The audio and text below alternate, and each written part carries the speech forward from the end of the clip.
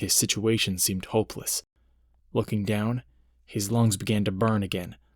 He saw the creature coming up at him, fast.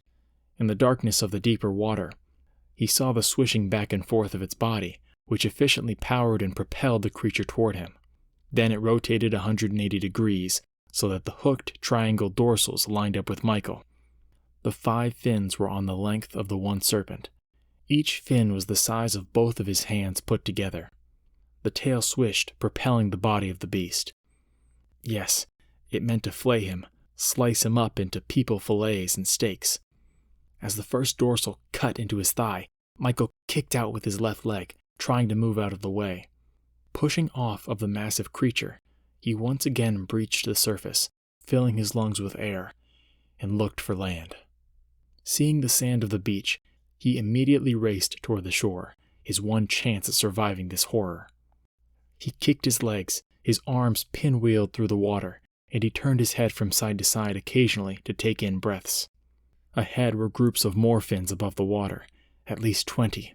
He was swimming directly toward them, and worse, they were headed towards him. The fins were not just from one creature. There were maybe 5 different monsters in the sea. His blood had attracted more beasts. These would have no arrows impeding their maws.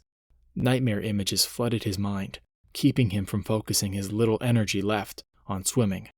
Each kick, each stroke brought him closer to the beach as he futilely angled away from the creatures ahead. He was tired, injured and weak, the salt water fiercely stinging the deep lacerations.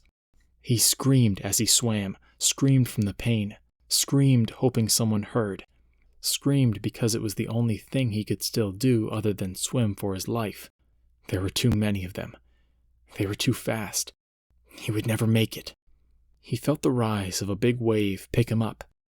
The beach suddenly looked obtainable. Survival seemed suddenly possible. The wave white-capped at one end as it rolled faster and faster toward shore. He flattened his body out like a board. It was all he could think to do. He pictured himself as driftwood and hoped he'd ride the top to safety. He did not want the wave to crash over him, force him under, pin him. If that happened, the beasts, now somewhat off to his right and behind him, would have him, and tear at his flesh with their rows and rows of teeth. Lying on the wave, he floated on top of the water and raced toward shore. As fast as those creatures were, he felt like a seagull flying through the air, like a ship sailing 100 knots across the sea. The last thing he remembered, just before the wave broke and rolled, was the barely heard snapping of teeth just behind his feet and legs, and then everything went black.